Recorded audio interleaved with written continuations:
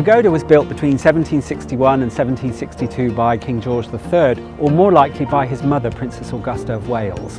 It was one of a number of buildings erected in Kew Gardens in the late 1750s, at a time when the King, or as he was then the Prince of Wales, and his mother were being taught architecture by Sir William Chambers.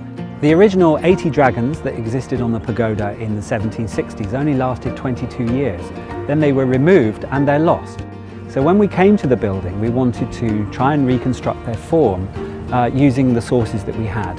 One of the best is a painting by a man called William Marlowe, which shows the building in profile and gives us a good idea of the dragon's size, and that they look as if they've got their wings back and they're about to jump off the building. William Chambers, the architect, actually describes them, and he says that they were covered with a thin glass of various colours, which gives a most dazzling effect.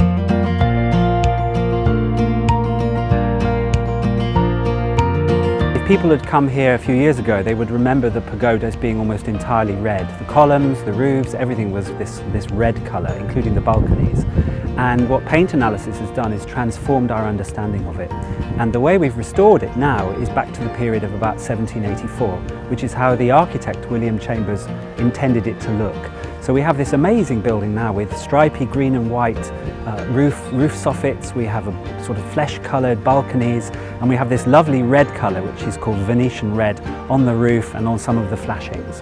When the building was constructed, it was probably the tallest building in the country that wasn't a church tower. So it was a really impressive building in the 1760s, and people in West London had never seen anything like it. It was so exotic, so unusual, that it would have really astounded people. And we get that in the newspapers and reports of it. People were astonished by this incredible fantasy building, brightly coloured, dazzling with gold, and that's what we've put it back to try and recapture that sense of astonishment.